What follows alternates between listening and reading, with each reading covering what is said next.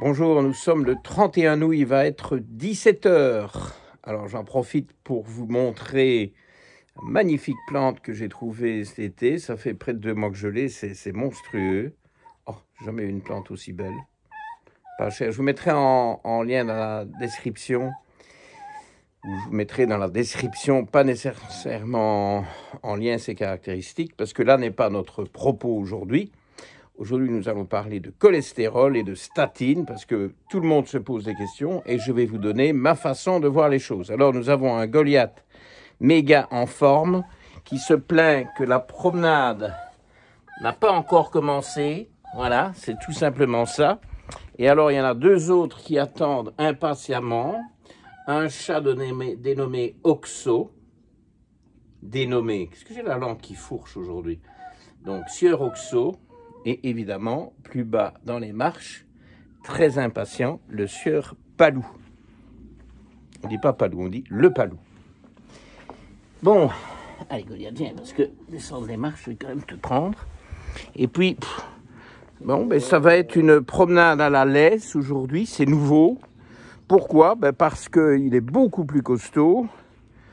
Et alors, plutôt que de s'éparpiller en faisant des zigzags à gauche à droite comme il fait maintenant, il a beaucoup de kilomètres en réserve. On va essayer d'orienter ça.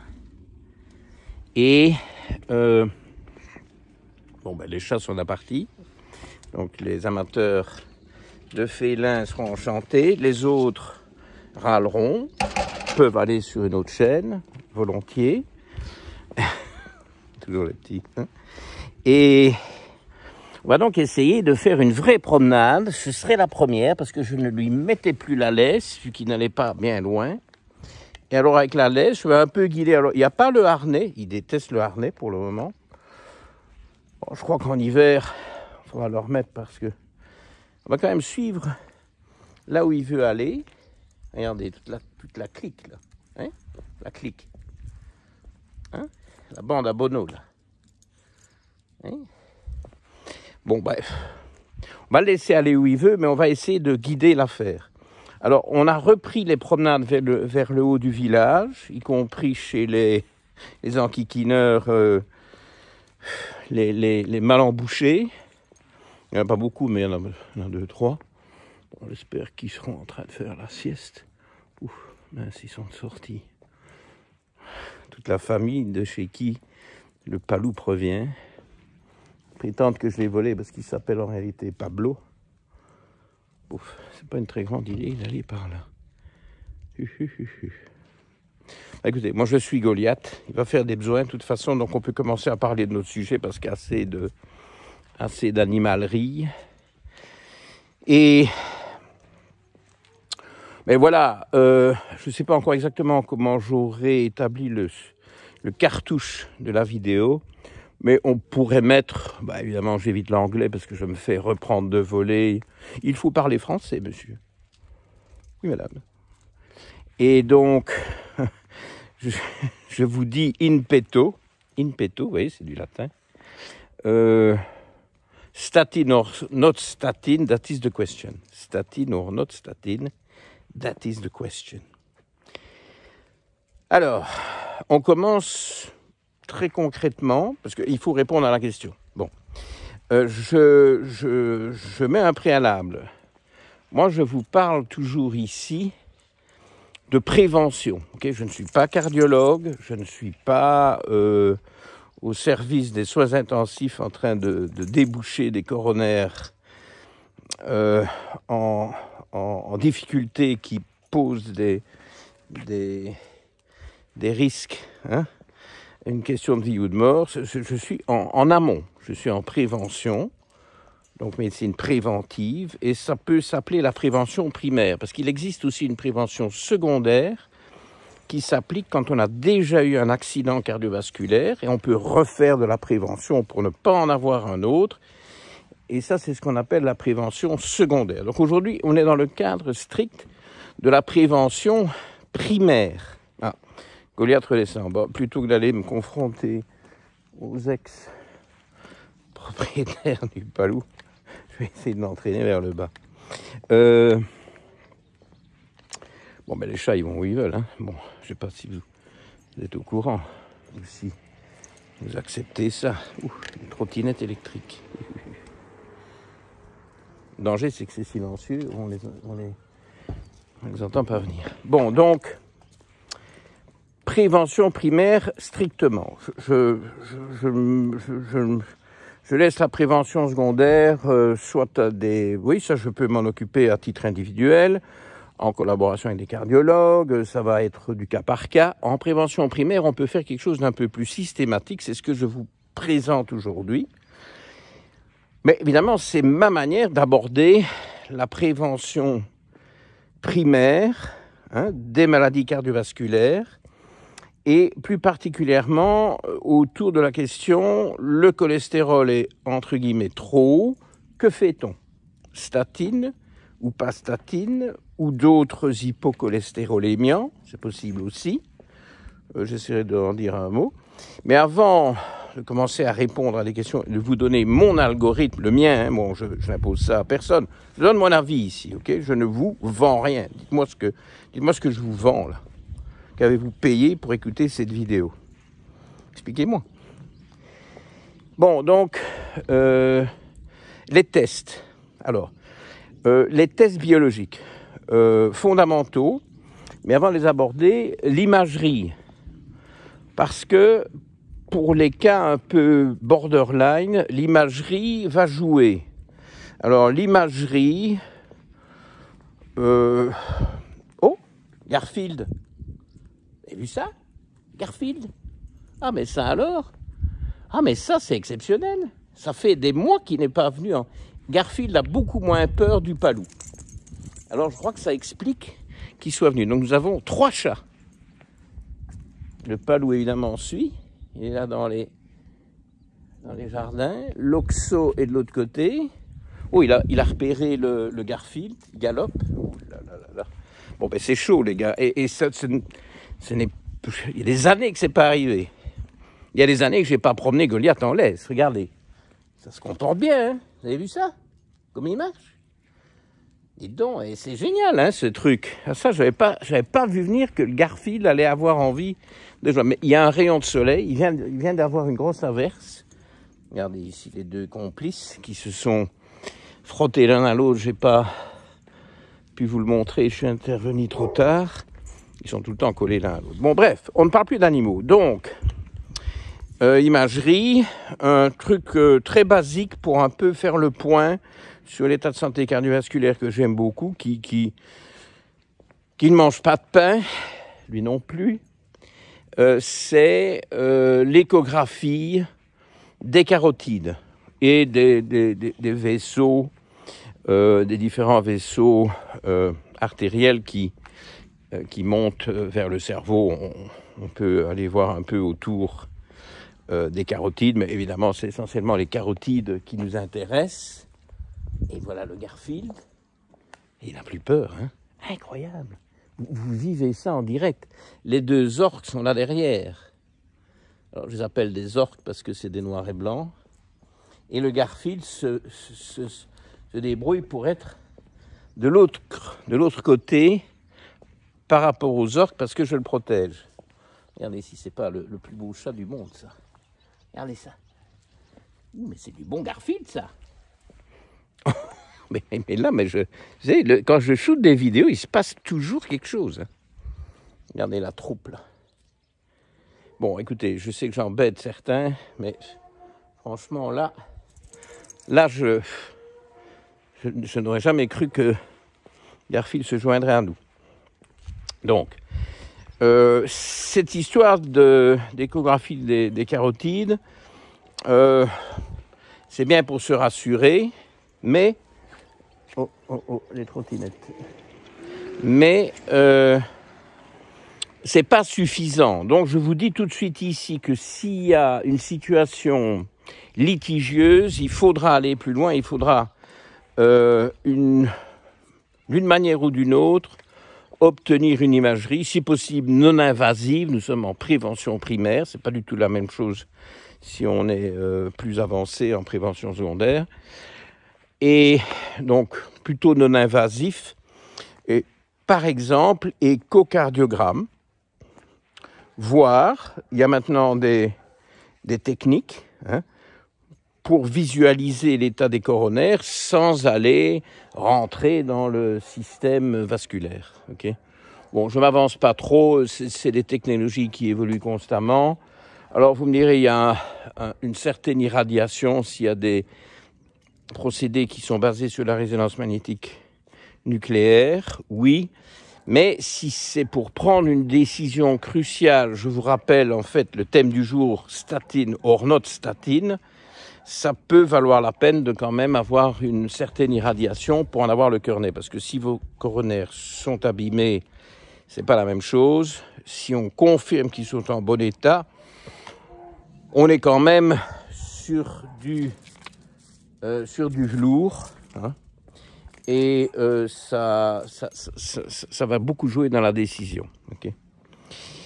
Alors, je sais que je vais avoir tout le monde sur le dos. Ceux qui veulent des statines pour tout le monde, je vais les avoir sur le dos parce que c'est pas du tout ce que je vais vous dire. Et ceux qui disent jamais de statine, jamais pour personne, c'est mortel à court terme, etc. Je vais évidemment aussi les avoir sur le dos parce qu'on va se retrouver à la fin de mon algorithme avec 3-4% des patients dans cette prévention primaire chez qui je pense que la prescription d'une statine prudente, évidemment il ne faut pas qu'il y ait des effets secondaires parce que sinon c'est tout de suite remis en question, se justifie.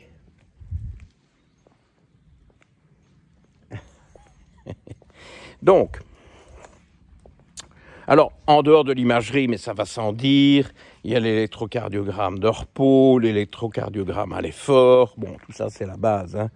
Je n'ai pas besoin d'aller vous expliquer tout ça. Viens, Goliath. Bon, alors, la biologie, parce qu'il faut qu'on avance. Alors, la biologie, c'est très simple.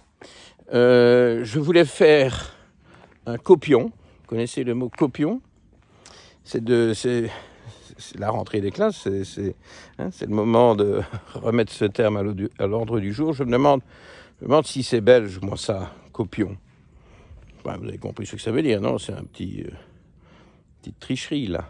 Bon, bref, finalement, je n'ai pas eu le temps de le faire. L'éclaircie est arrivée, tout le monde dehors, Goliath hurlait, pas de copion, je vous dis de mémoire. Alors, quel test? Évidemment, cholestérol total, qui est mesuré, cholestérol HDL, qui est mesuré, cholestérol LDL qui est calculé, c'est déjà un petit enduit ça, cholestérol non HDL qui est tendance, qui est calculé aussi, qui intègre un peu forcément le LDL qui n'est pas un mauvais cholestérol, il n'y a qu'un seul cholestérol, évidemment, ça, je ne vais pas encore insister sur ce poncif, il n'y a qu'un cholestérol, le LDL, pseudo-mauvais, et le HDL, pseudo-bon, ne sont jamais que les lipoprotéines, donc qui transportent ce cholestérol, mais c'est toujours le même cholestérol. Bien, Goliath, tu veux pas venir par ici? Tu veux monter? Allez, on monte. Tu veux monter? On monte. Allez. Allez, on te suit. Où veux-tu aller? Donc, bon, ça c'est les mesures classiques, tout le monde les a. À ça, on peut ajouter... Regardez le cinéma ici. Regardez ça. Le cirque ici. Regardez ça. On peut ajouter... Je suis désolé, mais bon, tu voulais que je dise, si les chats veulent vous parler, moi je ne suis que leur porte-parole. Et donc, dans quel ordre? Très important, LDL oxydé, cholestérol LDL oxydé, qu'on mesure via un dosage d'anticorps, ce qui est bien la preuve que le LDL oxydé est toxique parce qu'il est perçu comme étant artificiel et comme cause de réactions immunitaires via des anticorps spécifiques qui attaquent cette molécule anormale, étrangère, et c'est uniquement via les anticorps anti-LDL oxydés anticorps anti-LDL oxydé, qu'on peut doser le LDL oxydé. Alors, il y a eu un débat du plus haut ridicule par je ne sais quel ostrogo dans mes commentaires YouTube qui disait que je me contredisais, et que il avait été voir sur des sites plus fiables et plus perspicaces que mes réseaux sociaux, et qu'en réalité les anticorps anti-LDL oxydés étaient inutiles, et que ce qui comptait, ce qui importait, c'est de doser les LDL oxydés. Ben écoute, pauvre pomme, pour moi c'est l'insulte suprême, comme vous pouvez imaginer. On ne peut pas doser les LDL oxydés sans doser les anticorps correspondants. Donc, fin du délire, ok? Allez, on va voir ailleurs sur tes sites intelligents, parce que le site auquel il se référait, qui n'a jamais voulu évidemment avouer, disait que ça ne servait à rien de doser les anticorps anti-LDL oxydés, que la seule chose qui comptait, c'était les LDL oxydés. Ben oui, sauf que pour les doser, ben, il faut passer par les auto-anticorps. Eh oui. Bon, donc, ça c'est très important. Ça c'est un argument, un élément fondamental dans la décision. Et je vais vous donner l'algorithme à la fin, il est très simple. On peut encore mesurer d'autres choses. Il y a d'autres éléments hétérogéniques. Je n'oublie jamais le profil des acides gras où l'acide myristique est quand même hétérogène s'il est en excès. L'acide gras saturé à 14 carbone. Celui à 16 carbone n'est pas très bon non plus, c'est l'acide palmitique. Bon, vous avez toujours l'acide arachidonique qui est quand même pro-inflammatoire, qui n'est pas génial. Donc qui est le dernier des oméga 6, que les sectogènes ne mesurent jamais parce qu'ils en sont bardés. Alors évidemment, ils ne le mesurent pas et ils disent que de toute façon, les dosages ne sont pas fiables. Ben oui, quand on n'a pas envie de savoir quelque chose qui va à l'encontre de son dogme, ben on dit qu'on ne peut pas le mesurer et comme ça on s'en tire à bon compte. Enfin bon, je passe. Bon, j'ai placé sectogène. Je n'ai pas encore placé peu ou prou. Je crois que c'est le moment. Peu ou prou. Ça, c'est assez pour les acides gras, le profil des acides gras. On a encore, très important, la lipoprotéine petit a. On met le A entre parenthèses et on écrit L majuscule, P minuscule, A entre parenthèses. L'hypoprotéine petit a, qui n'a rien à voir avec ces histoires de cholestérol et qui est totalement génétique, et qui est très difficile à faire baisser. On parle de vitamine B3, de niacine, mais c'est très génétique, okay, qui est un vrai facteur de risque cardiovasculaire. Alors, il y a une autre lipoprotéine, donc grand L petit p, qui est l'abréviation de lipoprotéine dans un certain nombre de cas, PLA2, PLA majuscule 2, le chiffre 2, tout attaché. Différents, intéressants. Alors, il y a la polypoprotéine B, et ça se recoupe très fort avec la lipoprotéine petit a, à ce que j'en comprends. Bon, si je me trompe, dites-le moi. Je creuserai, mais c'est ce que je crois savoir, c'est ce que j'ai retenu. Je n'en fais pas une maladie. Moi, il y a eu un tel foin. Vous savez, les podcasts américains, des médecins fonctionnels new-yorkais qui se la pètent un peu. Il n'y avait plus à un moment donné que l'ApoB qu'il fallait doser et tous mes patients américains qui se font soigner à LA, et chez le médecin fonctionnel new-yorkais auquel je pense, évidemment, il ne jurait que par l'ApoB. Moi, j'ai jamais vu que ça apportait quelque chose, mais enfin, on peut le tester, surtout quand c'est un cas un peu épineux. Il vaut mieux tester plus que moins, parce que bon, c'est pas ruineux. Et il s'agit de prendre la décision, je vous rappelle la décision, statine or not statine. Alors, homocystéine, j'avais peur de l'oublier, c'était pour elle le copion, homocystéine, qui évidemment le taux va être, il ne faut pas que ce soit trop haut, il faut connecter ça à un génotype qui est le MTHFR. Il faut connecter ça au dosage des vitamines B, B2, B6, B9, B12, donc à toutes les 4. Tout ça, on peut explorer si on veut affiner. Et alors, très important, Stéphane Résimon insiste là-dessus, oui, on peut être d'accord. Hein. L'homocystéine, évidemment, augmente quand la thyroïde est faible.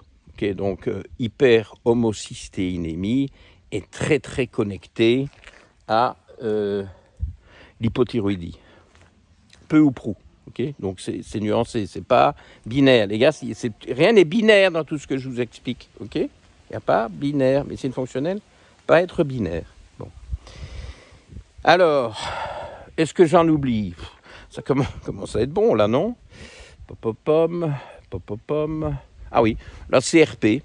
La CRP, forcément ultra sensible, inflammation de bas grade, d'autant plus la CRP pure et dure, si elle est élevée, c'est un facteur de risque cardiovasculaire. Et puis alors, il y a l'hypertension, l'obésité, la graisse abdominale, la graisse viscérale, il y a tout ce qu'on veut. Hein. Bon, je ne vais pas vous faire un cours entier de cardiologie. Bon, alors, c'est quoi mon algorithme? A priori, je ne me tracasse pas d'un cholestérol trop élevé. Bon, ça a été surfait. Je crois que de plus en plus de médecins sont d'accord pour dire que ça a été totalement exagéré. Il y a un gros business qui se chiffre en dizaines de milliards de dollars. Alors, ça vous dit quand même l'impact et les conflits d'intérêts autour de l'hypercholestérolémie. Les références labo qu'on vous donne sont biaisées, elles ne sont pas du tout les références statistiques comme on vous les donne pour tout le reste. Mais alors pourquoi est-ce qu'on ne fait pas tout le reste aussi en valeur soi-disant optimale? On vous optimise entre guillemets les valeurs du cholestérol. On va parler de cholestérol total ici pour faire simple. Pourquoi? Alors faites-le avec tout. Faites-le de grâce avec les triglycérides, parce que les valeurs officielles pour les triglycérides sont horriblement... Oxo vient de nous faire dérouler bouler, un grimper de tronc, se jeter dans le vide, se raccrocher aux lianes. Oxo se prend pour Tarzan. Voilà. Il est fou ce chat. Regardez ça. Regardez les roulés boulés. Et alors évidemment le palou voit ça, il se dit que c'est pour un illuminé ça. Regardez ça. Regardez le roulé boulé là. Oh, Oxo. Bon. Et donc,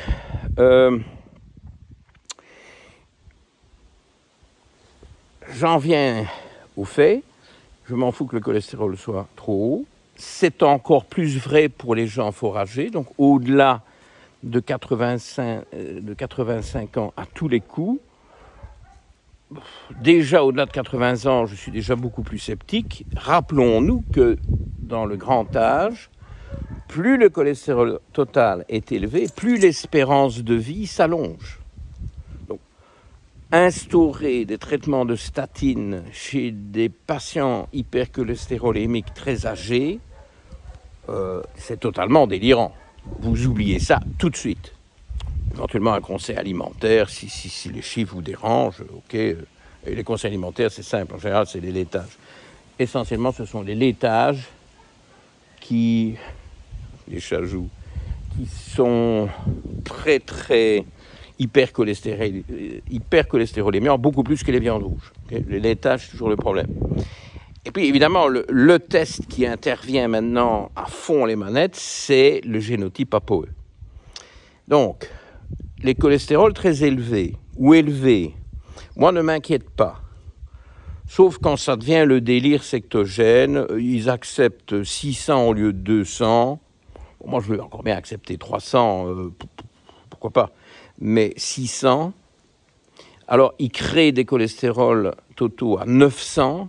Alors, il faut voir les unités, mais bon, ici, c'est dans les unités que j'utilise moi, donc je ne perds pas mon temps avec des unités, vous faites les transferts.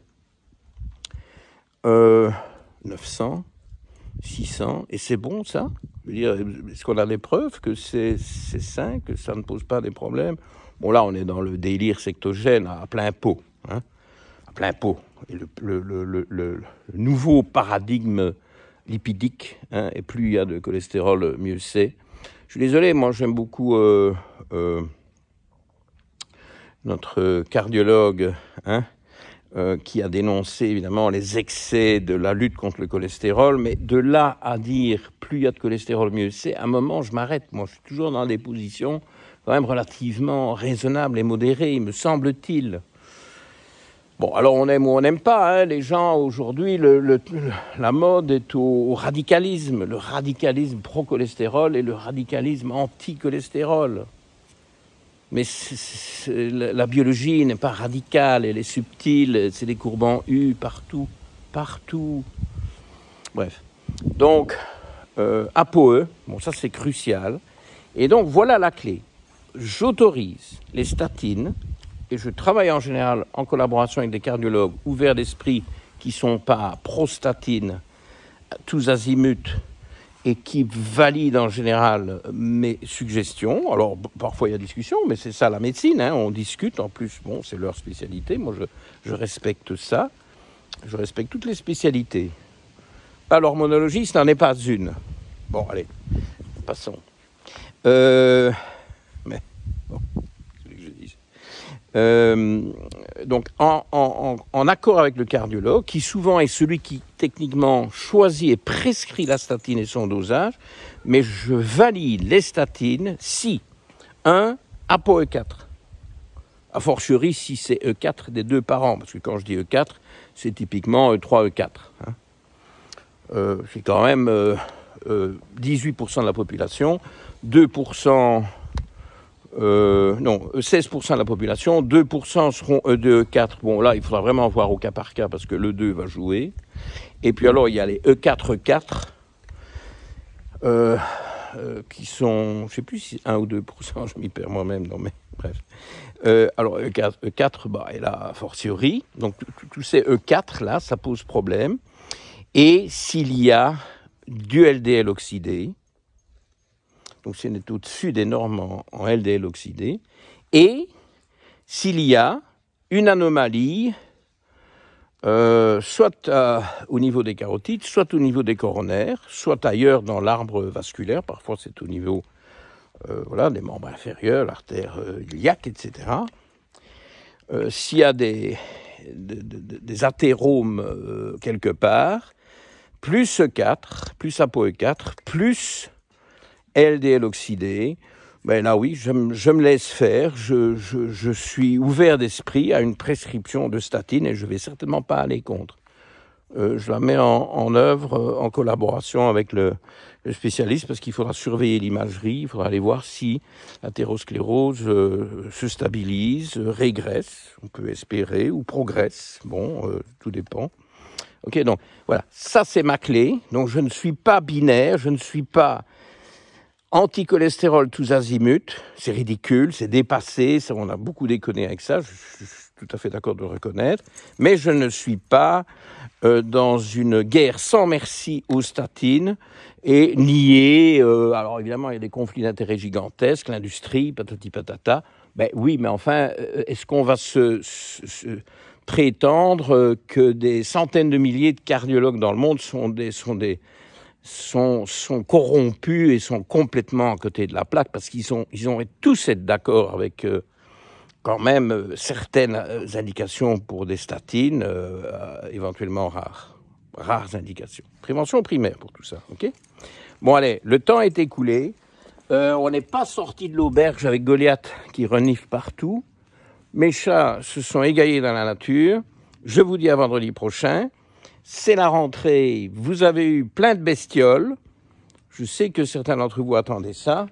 Et je vous laisse sur un magnifique oxo qui était vraiment en pleine forme. Allez, salut.